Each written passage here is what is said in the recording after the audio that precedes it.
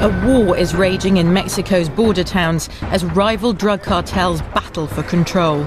In the scene of horror. The Mexican government has declared its own war on the drug barons, but seems powerless to stem the tide of bloodshed.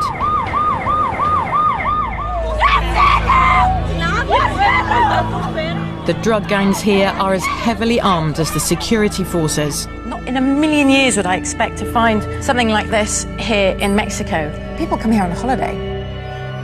Thousands have died or simply disappeared, mourned by their families. I need to know what happened with my son. It's all about supplying thousands of tons of cocaine and cannabis to the United States. This is the man behind much of the violence. Chapo Guzman is the world's most powerful drug lord and Mexico's most wanted man.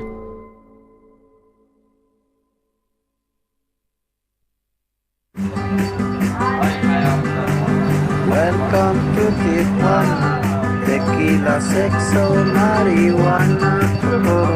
Welcome to Tijuana. This is Tijuana, Mexico's most notorious border town. For decades, it was a magnet for American tourists seeking easy, seedy pleasures away from home. But tourists no longer feel welcome here.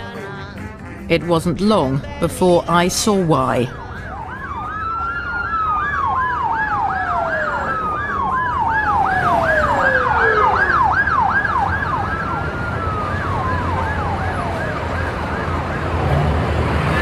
Hola, ¿qué pasó aquí exactamente? A la balacera hay un muerto aquí abajo. Un muerto.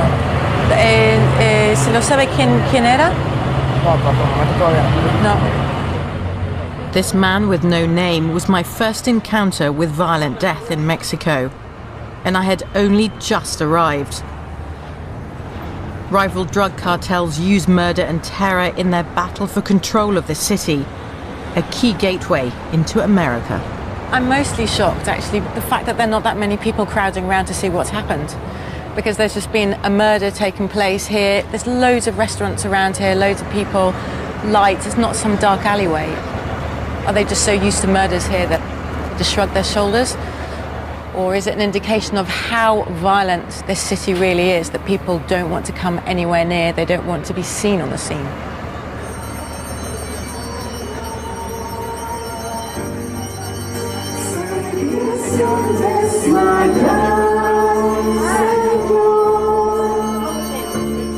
Seguimos con miedo. ¿Quieren seguir con ese miedo? ¿Qué es lo que nos puede pasar? ¿Qué nos puede pasar? Nada. Nos matan. This is a deeply religious country, but it's also a society gripped by fear. Executions and kidnaps are daily events in Mexico's border towns, where every parish is mourning its dead. Most crimes go unpunished, and those affected are often too scared to even talk. Los pecados. Espero la resurrección de los muertos y la vida del mundo futuro. Amén. Feeling abandoned by the authorities, many find strength in their faith. ¿Están dispuestos a luchar? Que viva mi Cristo, que viva mi Rey, que impere doquiera, triunfante su ley. Viva Cristo Rey, viva Cristo Rey. There have been more than 16,000 drug killings in the last 3 years alone. Authorities say it's just a case of criminals killing criminals, and they rarely investigate the murders. But is it that simple? I went to meet a family affected by the violence. They believe this country's victims are being ignored and have chosen to speak out for them. Hello. Hello. How you doing? I'm Katia. Hi. I'm Fernando. Hi. Pleased to meet you, Fernando. Hi, I'm She's my Sandra. wife. Nice to meet you. Pleased to meet you. She's Thank my you for wife. having me in your home. Yeah, come on. Thank you. Fernando Osegueda is a salesman. His wife Sandra no longer works. They have 3 children. The firstborn is called Fernando, like his father. Do you remember that when he started school? Yeah. It was exciting to go to school. When he wake up early the first day, he loved the school. Did he? Really? Yeah, That's unusual. Yeah, because my second one, he say, I don't want to go to school. I don't want to go to school. He cry all the time. This is the last picture we have. Christmas Eve. Age 23, Fernando was about to graduate as an engineer. There was no hint of the trouble to come. But on the 10th of February 2007, everything changed. That day I was outside with my neighbors. The car come and stop in front of the house. It looked like police officers, you know. You know, they have guns. Say maybe they're looking for somebody here, my neighbors or something. They start using the steps. And they opened my door. They came in and I started yelling, why you coming to my house? You need to show me something. As 5 men in police uniform barged into the house, 10 more stood guard by their cars. The neighbors retreated indoors. That day was my daughter in her room and one of my son, Fernando, was in his room. They go to the rooms, say, wake up, stand up. Say, but why you take him? They never told me anything.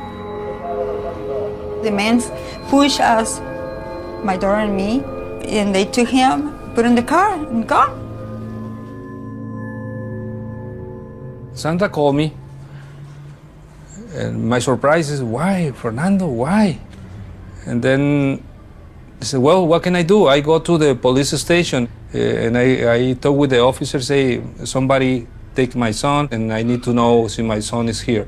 And then, what is the name? Blah, blah, blah. Fernando Cegueda Ruelas. No, it's not here. Fernando realized the men in uniform had been criminals in disguise. But the real police were not exactly helpful. Fernando drove to 6 different police stations in Tijuana before he was allowed to file a missing persons report. I go to the Central Camionera, and Central Camionera tell me, no, this is not a pen to here. You need to go to the Zona Rio. I go to Zona Rio and say, no, you go to Florido. Florido, no, you go to the playas de Tijuana. My son disappeared completely, and they don't want to know nothing. Fernando headed home, hoping the people who'd taken his son would get in touch. The police officer said, maybe this is a kidnap. You need to wait for the call. For now, we're still waiting for the call. No call. Nobody calls.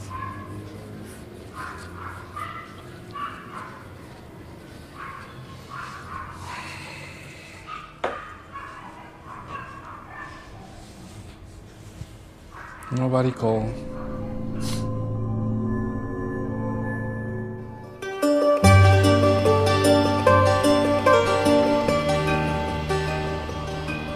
To get to the source of the suffering of so many Mexicans like Fernando and Sandra, I needed to travel through Mexico's mountainous interior.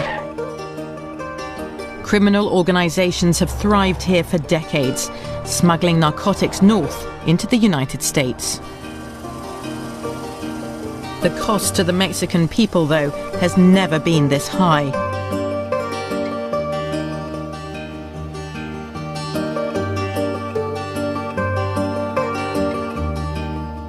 The public brutality of the killings has terrorized whole communities. And hundreds of people like Fernando and Sandra's son have simply disappeared.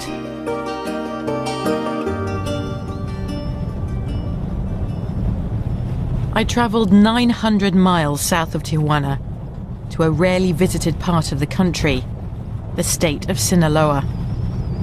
It's here that Mexico's drug trade was born, on the lush tropical mountains of the Sierra Madre. Well, it's dusty. But it's also dangerous. There is no way we'd be able to travel through this country in or outside a car without coming with the army.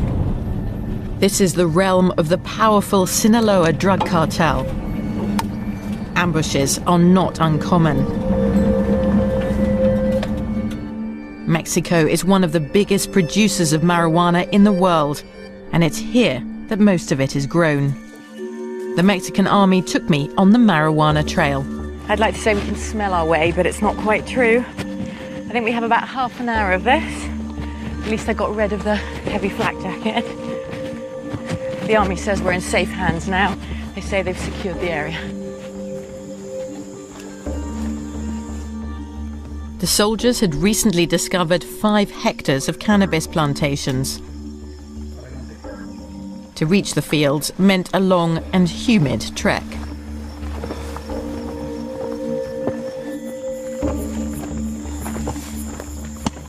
You can smell it. Now I can smell it. Just imagine what it's going to be like when they start burning it.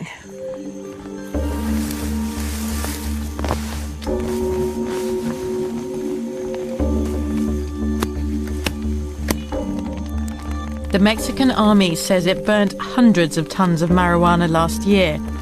Yet more than 60% of the drug cartel's annual revenue, or an estimated $8 billion, is thought to come from sales of marijuana to the United States. You're eradicating, but there's still so many drugs being grown here in Mexico. En muchos de los casos, pues no alcanzamos a destruir todas las drogas. Y no a todos los rincones y a todos los puntos, con los efectivos que tenemos, podemos llegar. Hacemos nuestro mejor esfuerzo, erradicamos un gran número de plantíos, un gran número de hectáreas, pero faltan algunas que no alcanzamos a erradicar y son las que cosechan y son las que llegan a los consumidores. The man who profits from this vast illegal trade here in Sinaloa is the most wanted man in Mexico, Joaquin Guzman Loera, better known as El Chapo. The illiterate son of marijuana growers, Chapo Guzman is believed to be hiding in these mountains, where he was born. Chapo Guzman was born in a community that has always made a living from the drug trade. You need to understand this to understand why Chapo would enter this business when he was a child. This is a region where most people don't actually look down on the drug trade, but rather see it as a way to make a living, to survive. But the drug business in Mexico is now a massive criminal enterprise. It includes the trafficking of 90% of all the Colombian cocaine consumed in the United States. Profits are estimated at $15 billion a year. Rival drug cartels are fighting to control the lucrative border routes into the United States. One cartel is coming out on top. It's now one of the most powerful and violent drug trafficking organizations in the world. The Sinaloa cartel of Chapo Guzman. Chapo and his men are blamed for much of the bloodshed in Mexico.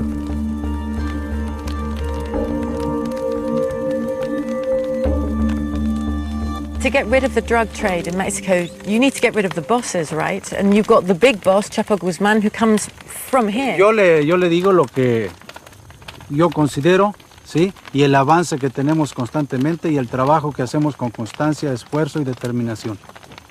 ¿Y Chapo Guzman dónde está? No lo sé. ¿Usted tuvo la experiencia de estar cerca de él o con llamadas que puede ser en... Nunca. Y no sabemos exactamente dónde se encuentra. Do you think he is here? No lo sé. Do you think you'll find him? You really find him? ¿Lo encontrará? Estimo que sí. Sí. Bueno, mucho gusto. Gracias. Mucho gusto. Hasta luego. Hasta luego. Joaquín lo era, lo es y será.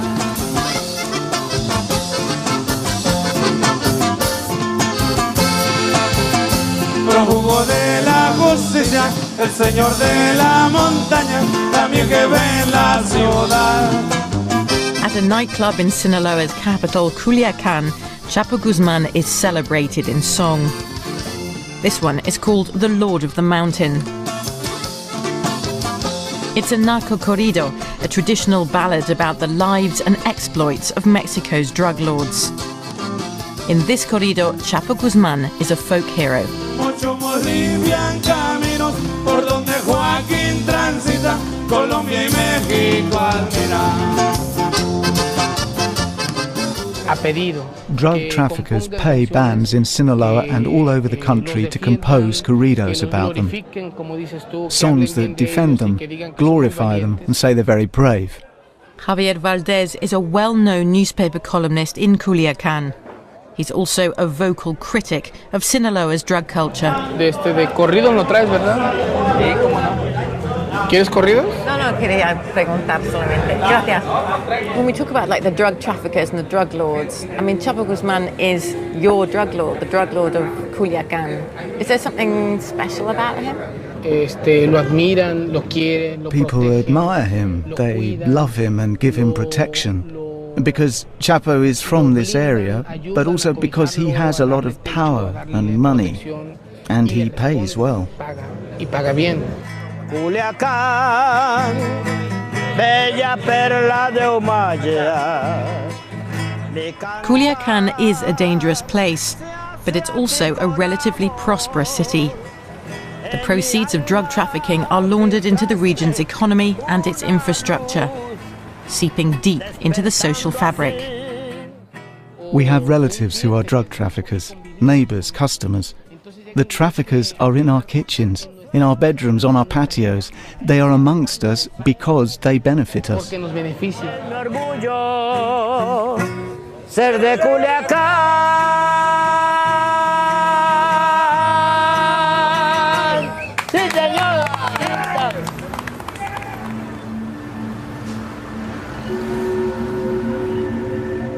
Not everyone in Mexico is doing well. Far from it. The country is experiencing a deep recession. 40% of people here still live in poverty. Perhaps I shouldn't be surprised that drug trafficking is an attractive career path. I went to a local school to find out just how early Chapo Guzman's cartel begins recruiting. ¿Conoces a muchachos o muchachas que están involucrados en este mundo? También en la clase con vosotras. Sí, pues sí. Pues sí, es que la mayoría. Es que todos aquí son así. Bueno, aparentan, pues, sí. ¿Cómo visten? ¿Qué traen puesto? ¿Qué visten?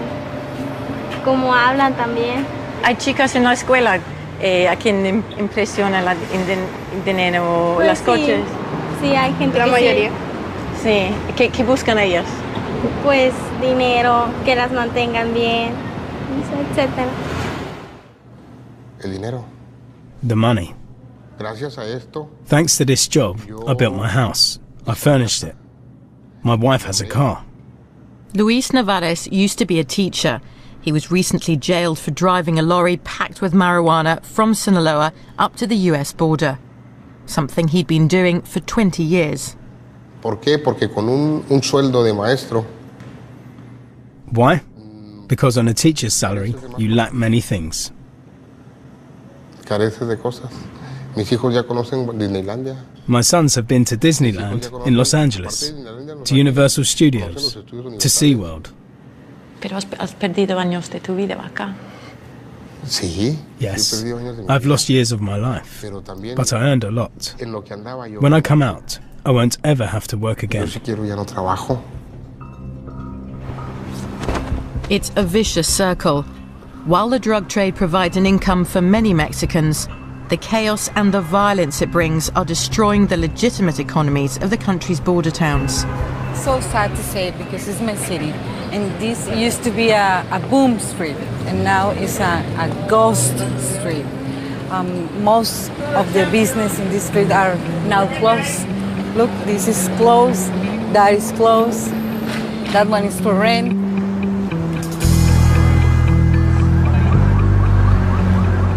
For years, Tijuana was controlled by its own fearsome drug cartel. But as Chapo Guzman grew stronger in Sinaloa, so did his ambition to conquer Tijuana. The ongoing conflict recently erupted into the worst turf war this city has ever seen.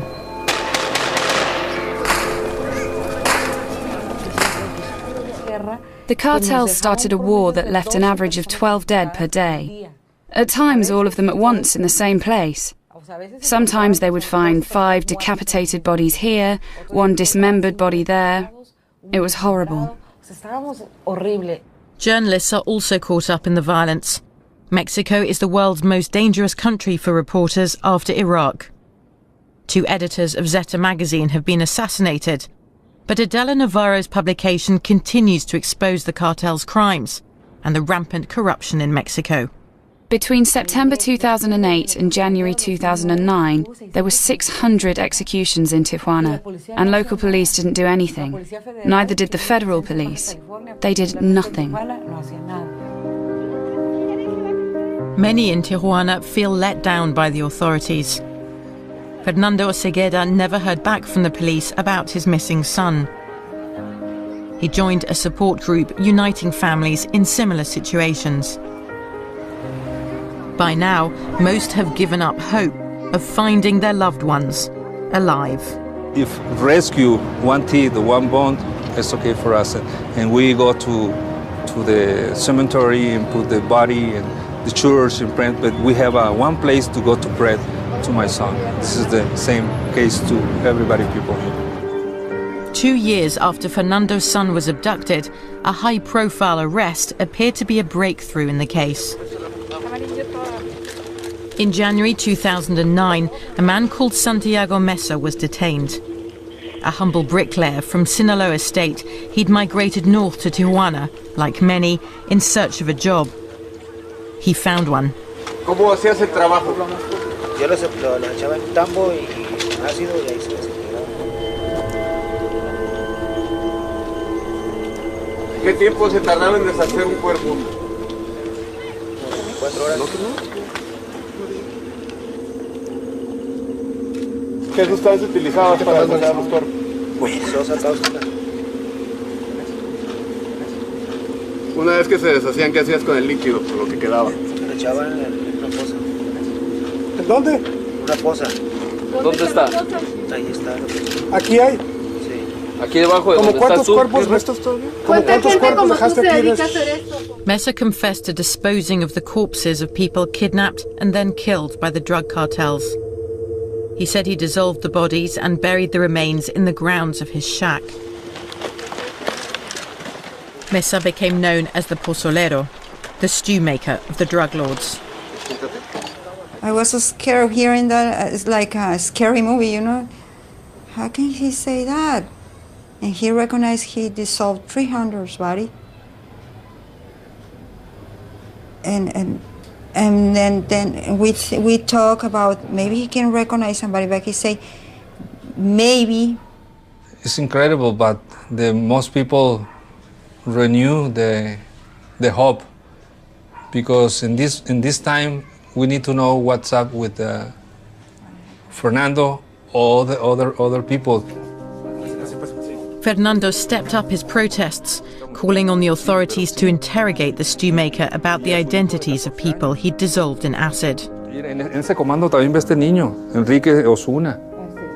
Son de la señora. Fernando Osegueda, el secretario de dicho organismo, un respiro a tantas familias afectadas por este mal. Y por último, si Santiago Mesa ya reconoció a alguna persona, si Santiago Mesa, cuáles fueron sus declaraciones, y pues tener respuestas. Eso venimos a traer respuestas. ¿Está confirmada esa audiencia con el procurador? ¿Cómo es posible que esto ocurra en México? El pozolero, quien sea su similar en este momento en Baja California, las desintegra en sosa cáustica. Ese es el país en el que vivimos. Así están las cosas, señor presidente Calderón. 1:27. Santiago Mesa confessed to having worked for years for the Tijuana cartel. But lately, he'd switched sides in Mexico's drug wars and begun plying his macabre trade for the men from Sinaloa, led by Chapo Guzman. It's the latest gruesome episode in a long-running turf war. Back in 1993, Chapo's first attempt to control Tijuana failed dramatically when a shootout with his rivals claimed an eminent victim. A top Mexican cardinal was killed in the crossfire. The Mexican government came under huge pressure to act, and Chapo Guzman was arrested. These were the first images Mexican people saw of him. A diminutive man who described himself as a farmer.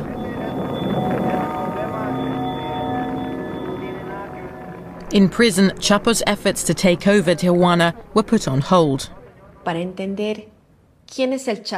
To understand Chapo and how he has become who he is today, I gained access to his medical file compiled at the maximum security prison. Journalist Anabel Hernandez showed me the document. It's one of thousands she's collected for a book about Chapo Guzman. Egocéntrico, es astuto. His psychiatric profile describes him as a professional criminal, astute, manipulative, charming, and highly dangerous. Chapo Guzman has charisma. He's a man who is capable of convincing God to sit down with the devil. A Dios de sentarse con el diablo, ¿me entiendes? These skills were soon put to good use. In January 2001, Chapo Guzman escaped from his maximum security prison cell. The official version is that he was smuggled out in a laundry cart. Presumably, I mean, CCTV cameras, I mean, they must have been everywhere. There's nothing? No haya habido ni una sola imagen. Nothing. There's not one single picture of when he escaped. Not one. He simply disappeared from a maximum security prison. If you ask me what I think, it needed to have been somebody very high up who could have authorized Chapo Guzman's escape. I don't imagine it could have been any other way. The escape marked the beginning of the Chapo Guzman legend. The US government offered a $5 million reward for the capture of a man who now appeared so powerful that the Mexican state couldn't touch him.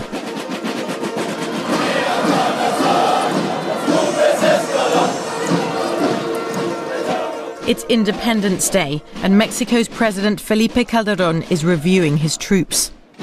Since taking office in 2006, Calderón has declared war on the drug cartels and deployed 50,000 soldiers and federal police in the country's drug hotspots.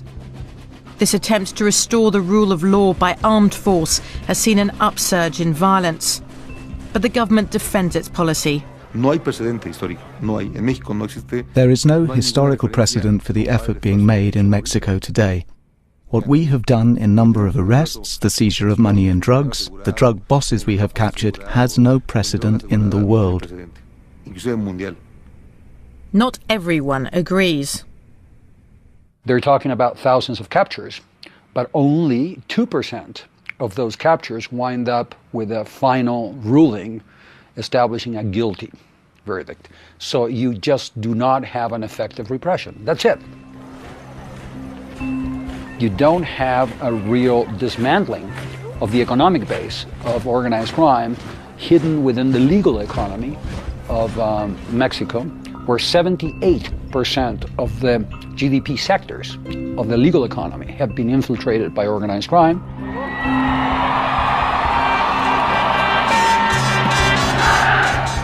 Rallying the crowds behind the government's war is becoming increasingly difficult.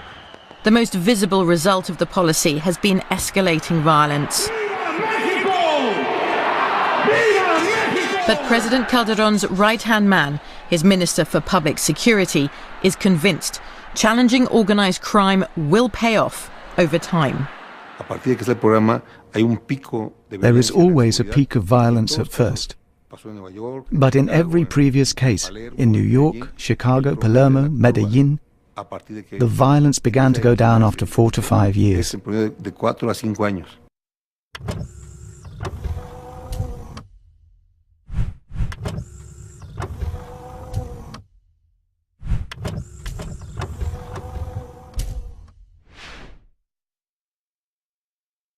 Yes, it's a difficult time, and many people have died. But this is a period that really marks a turning point, and history is unkind. When you get to a turning point, you fail to turn. The US government says Mexico has finally begun to tackle corruption at the highest levels. The head of Interpol in Mexico and a top government anti-drug advisor have been arrested. Both of them accused of taking money from the drug cartels. But those who refuse to take bribes have more to fear than prison. Plata o plomo, say Mexicans, silver or lead. Those who can't be bought with money are eliminated with bullets. Hundreds of honest policemen, soldiers, judges and their families have been butchered for saying no to the drug lords. As long as men like Chapo Guzman can walk free, many Mexicans feel their government is hopelessly compromised.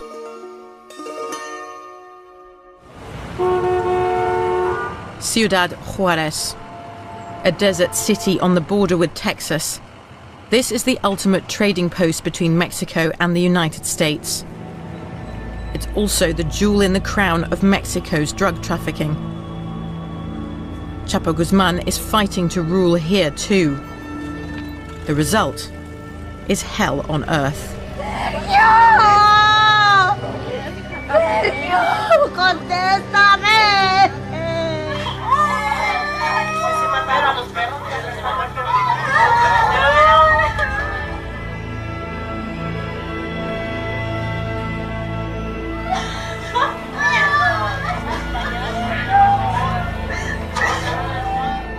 2,500 people were executed in Ciudad Juárez last year. Today, this is the most murderous city on earth.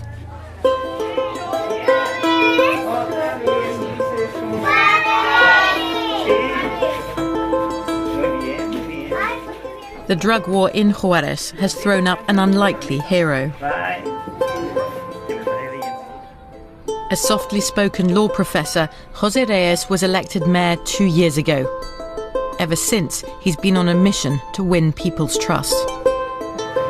Reyes, I'm Cassie Adler from the BBC. How are you? Nice to meet you. Nice to meet you too. As soon as he took office, the mayor discovered that corruption was endemic in the local police force. The operational chief of the police that was there before I came in was stopped going into the United States with a ton of marijuana. He was the number 2 guy in the police department, and he was stopped crossing a ton of marijuana himself. Immediately, right the day I came in, I fired all of the heads.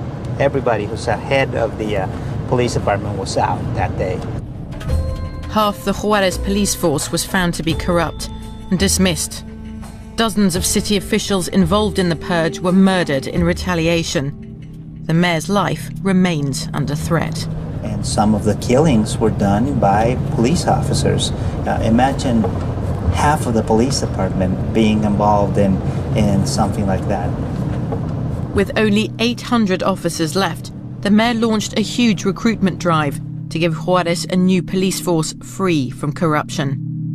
I wanted to meet one of the mayor's police cadets, but not many were prepared to be interviewed on camera.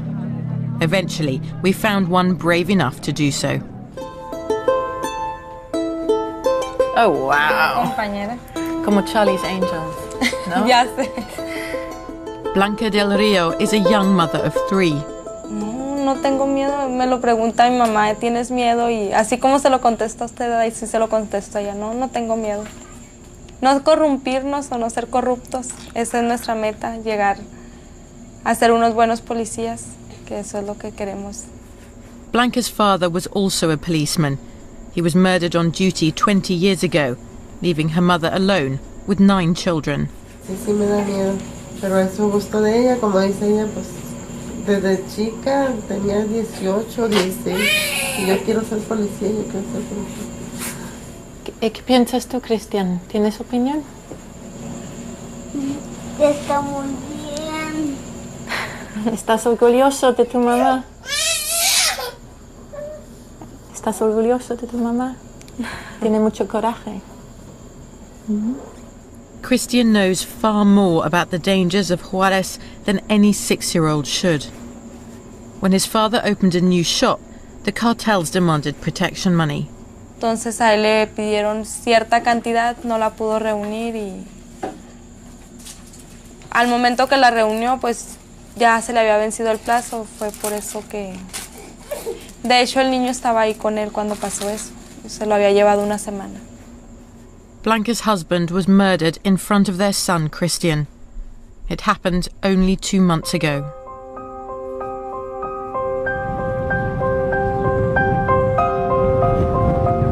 While Blanca and the other new police cadets complete their training, the streets of Juarez are patrolled by federal forces, sent in by President Calderón.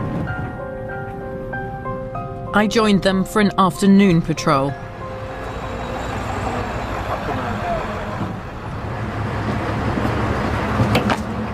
¿Dónde está? Ahí enfrente. No cruzamos. Apparently the execution took place inside that petrol station.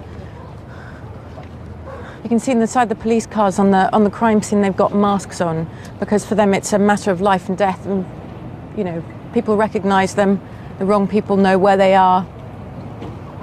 That can cost them their lives or put their families' lives in danger. A man has been shot in the centre of town, in broad daylight. There should be plenty of witnesses. But people here rarely talk to the police.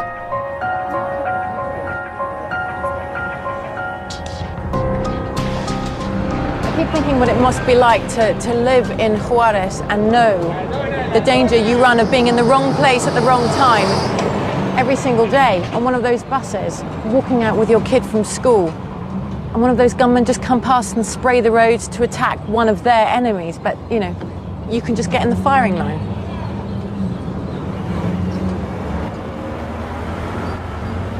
Soon our patrol receives another call.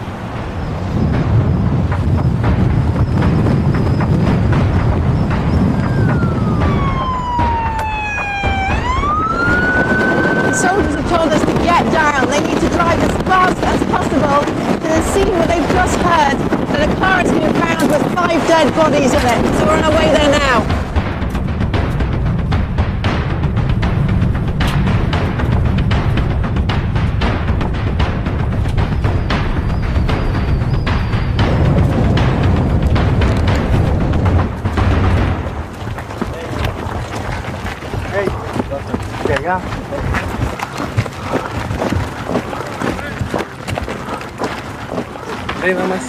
There's police and soldiers all around the car, bullet holes all through the windscreen and blood spattered all over the windscreen.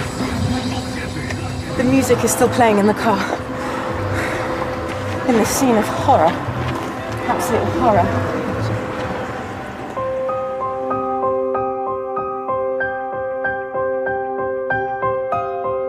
These young men were all wearing similar badges. They were probably factory workers going home after their shift. It's hard to believe that each one of them was an intended target,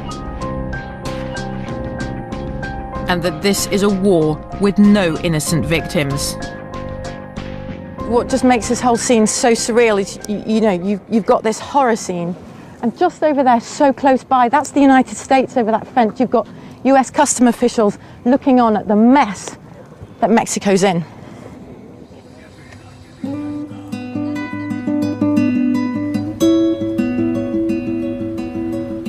This is one of the bridges crossing from Juarez into El Paso, Texas. To ordinary Mexicans, it symbolizes the chance of a better life. To Chapo Guzman and other drug traffickers, it's a prized gateway to their business of death. Across the border from Mexico is the world's largest consumer of drugs, America. Where have you found drugs in cars that have been inspected? It would probably be a safer question for you to ask, where haven't we found drugs? Your fender panels, your door panels, your roof, very drive shaft. We found it in intake manifolds on the engines, air cleaners, in the tires. So where we haven't found it, I think maybe where you put the key in the ignition. How many drugs have you seized? This year, unofficially right now, we're over 60 tons of marijuana. That you seized right here? That's the total for the port. I don't have my cocaine and heroin numbers, but it's quite a bit, significantly less than that, and some methamphetamines and again, some pills.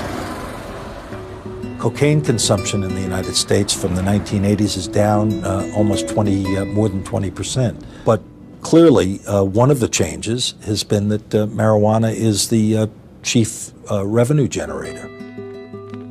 Prohibition is what makes marijuana so valuable. Many argue legalization would halve the Mexican cartel's profits overnight. For the American government, that's not an option. Legalization is not for us an answer. It amounts to throwing up our hands and conceding that nothing can be done about that. The United States says it's helping Mexico with enhanced border cooperation and intelligence. It's also pledged $1.4 billion in aid. The two countries share a 2,000-mile border. There's fears the violence could spread into America. Yet less than a mile from deadly Ciudad Juarez, El Paso, Texas, remains one of the safest cities in the US. It's also one of the best armed. Whereas in Mexico, gun ownership is illegal, here in the United States, it's a right enshrined in law. Weapons are easily available in shops and gun shows across the country. That's a Russian Moise Gayan. Have you seen Enemy at the Gates, the movie? That's the gun. How much? $3.95. I'll tell you what, if you buy the ammo for $3.90, I'll throw in the gun. All you have to do is look at Mexico. When people criticize our nation for our views on guns, look at Mexico and they're all enslaved and none of them have guns. But couldn't you say that in Mexico, because there are so many illegal weapons flushing about, that's what's But the illegal weapons, the illegal weapons are in the hands of criminals, not us. Every time they pass a law, it hurts law-abiding people. It doesn't hurt criminals. Criminals don't care. To buy a gun from a licensed dealer in the US, you need a background check. But once the weapon is legally purchased, its owner can resell it, lose it, or simply give it to someone, without having to declare anything. Mexican criminals exploit this and use frontmen to buy weapons on their behalf. Preventing guns from falling into the wrong hands is a tall order. We went to meet the US agents who try to do just that. A number of firearms that have either been seized as evidence, seized for forfeiture, abandoned, that we've come across in many different cases, many different ways. So when you see sort of multiple homicides in places like Ciudad Juarez, this is the kind of weapon that's going to be used? This will be one of them. Also, you may have, this is probably one of the most popular firearms that's seized in Mexico. What is it? By organized crime. This is an AK-47. When weapons like this are seized in Mexico, their serial number is sent to the US for further investigation. How many of those traced firearms found inside Mexico are coming from the United States? Well, I believe the statistic right now is right at about 90%. 90% of the thousands of traced weapons linked to Mexican drug cartels come from the US, in all shapes and sizes. This was the big ticket item, was a 50 caliber rifle. Now, a 50 caliber rifle is a firearm. Wow. That has the ability to penetrate armored vehicles or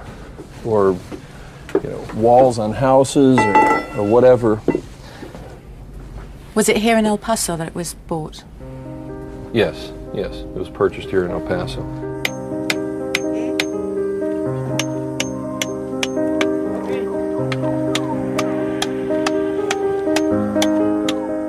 Back in Mexico, the despair caused by the violence seems never ending.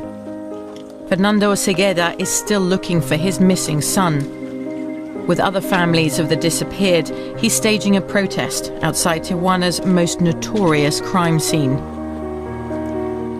The man known as the stew maker confessed to dissolving corpses here, but the authorities told families there's no trace of their loved ones. We went to that place and we didn't find nothing. We really found some kind of indicios, quiero decir en español. I would like to say this word in English. Indicios is an elements. We didn't find no one. Evidence? Evidence. We don't find evidence. Yeah. We were told a gelatinous substance was found here, but that it was so acidic that any DNA evidence was destroyed. Fernando doesn't believe it. Que sí existen y que están en ese lugar. Entonces hay que venir a escarbar ahí y eso a lo mejor lo vamos a hacer nosotros. Como le digo, quizás vamos a terminar en la cárcel, pero esta puerta la vamos a tirar y vamos a meternos allá que hay esquina y con picos y palas vamos a hacer el trabajo que la autoridad federal debió haber hecho hace mucho tiempo. Está aquí para guiar el Espíritu de Dios está aquí. We have to put in context also that these people who disappear are people who participate with criminals. It's not common people. The people who are representing them, their sons or families, are collaborating with criminals. Mexico's dead and missing are tainted by suspicions of being linked to the drug world. Do you think it's possible? Sometimes I was thinking, when at that moment, say, okay, maybe. And I start talking with everybody. Tell me the truth, please. Maybe he wasn't something wrong. I say, no, no, no. Even the bad boys, the real ones, wasn't, stealing cars or selling drugs, they told us. He's a good boy. We don't know why. Who actually do you see as victims? If you're saying that you think a lot of those who've been disappeared were involved in organized crime, do you not see them therefore as victims? No, claro que no, pero... No, of course I do. But we have to deal with the resources we have in Mexico. We have to be realistic about the possibilities available in the country. We have declared a war that has never been declared before.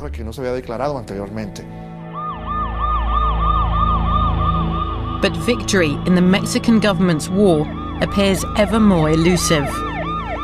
Despite the heavy deployment of forces in Ciudad Juárez, murders have shot up tenfold since Chapo Guzman decided to try and conquer the city.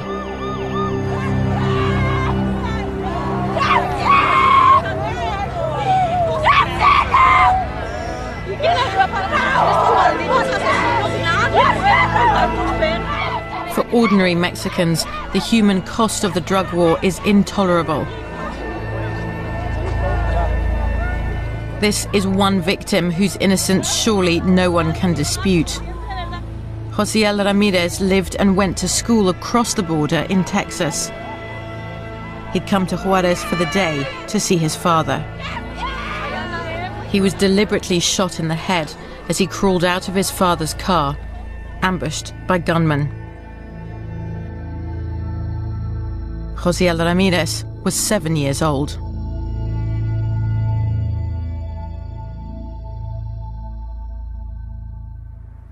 It's sickening to be watching out for your children, afraid they might get hurt because of the evil you have done. You don't want it to happen to them. It's very hard. This man had reason to fear. A former hitman for the Juárez cartel, he agreed to talk about the drug war if we hid his identity. Shortly after I met him, he too was executed. His final words to me were about the roots of the violence and the only way he believed it would end. Chapo wants that bridge over there. He wants the bridge to send goods up to the gringos. That's the fight, in case you don't know. As long as the gringos keep asking for marijuana, because that's what they use the most, deaths will continue here. Mexico is doomed. If today there are 20 dead, tomorrow there will be even more, until that bridge has one sole owner.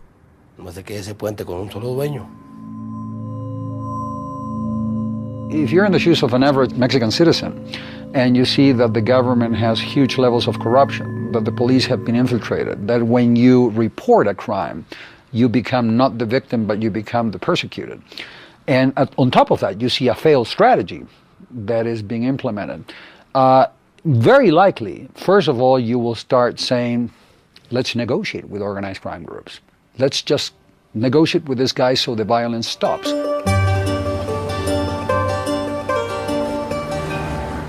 As violence rages along the border, Chapo Guzman remains at large, thought to be somewhere in his Sinaloa stronghold.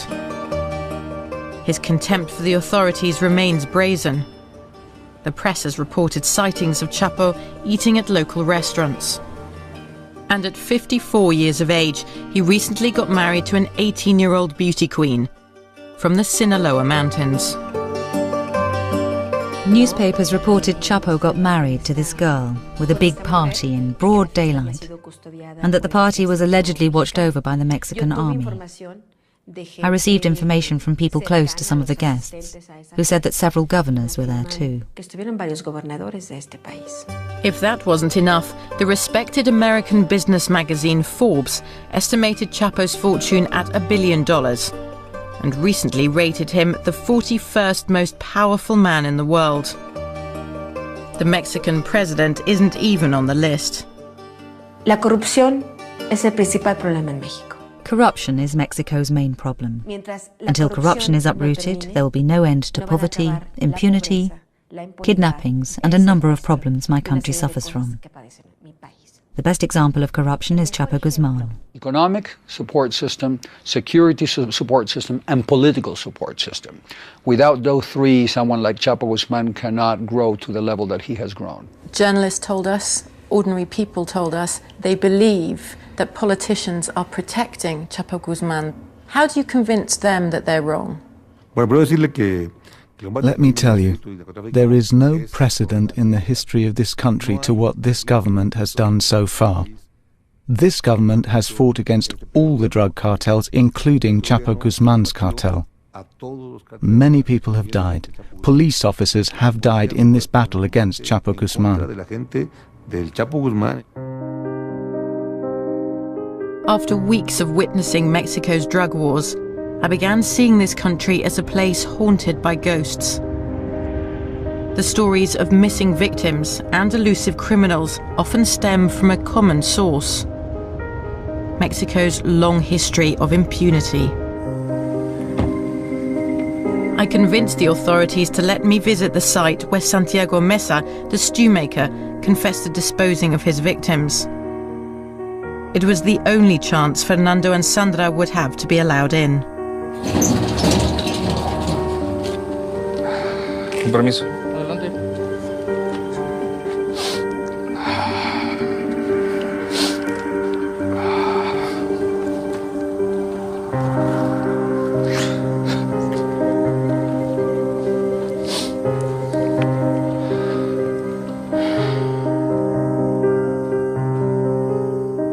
The authorities insist no identifiable human remains were ever found here.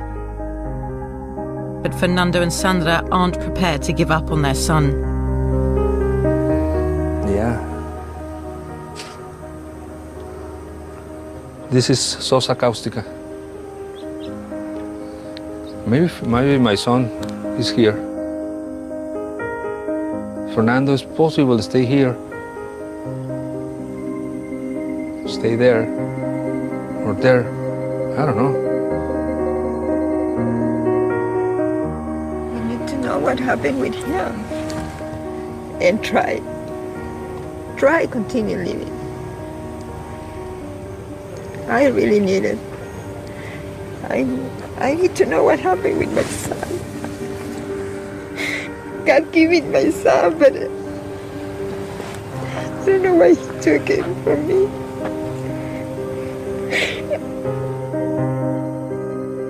Soon it'll be 3 years since a young Mexican man was abducted.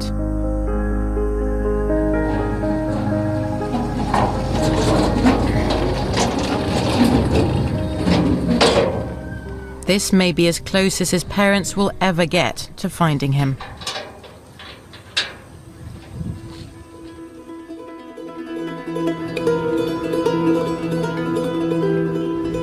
In Ciudad Juárez, it's the eve of the graduation ceremony for over 1,000 new police cadets, brought in to replace their corrupt predecessors. Sí, mire. O acá. No, hijo, ten cuidado. Dámela, bebé. A single mother of 3, Blanca is about to take on a huge responsibility on behalf of her family, her city, her country. Dame un besito ya, dale. Ya. ¿Sí? Está bien. ¿Sale?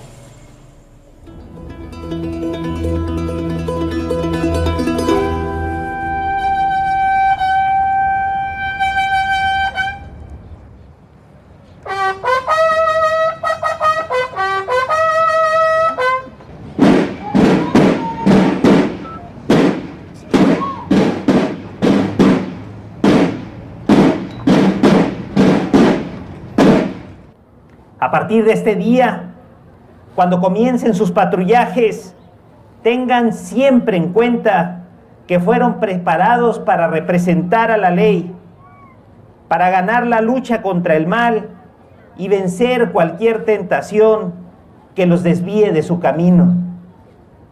Les espera una tarea difícil. Muchas gracias por su amor por Juárez. Felicidades a toda la nueva policía.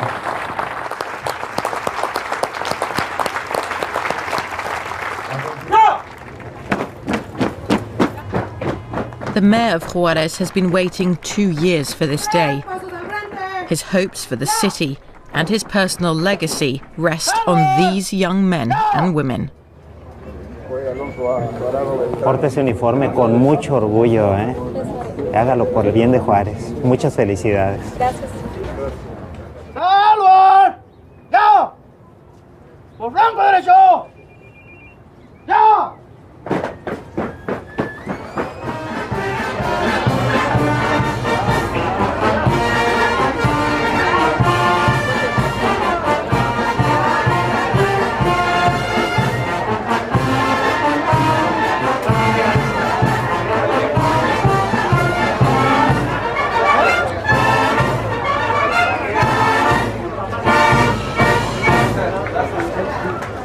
Día de mañana, Enhorabuena. 6:30 horas. Muy bien, gracias. ¿Cómo te sientas? Participa en el desfile. Y más porque mi mamá está conmigo. Hola, soy Katia. Hola. El resto del personal a las Hola. 7 Espero de la que mañana. vemos a tu familia antes de irnos otra vez. Ok, su casa es mi casa. Ahí los espero. Gracias, gracias. Otra vez una enhorabuena. Gracias.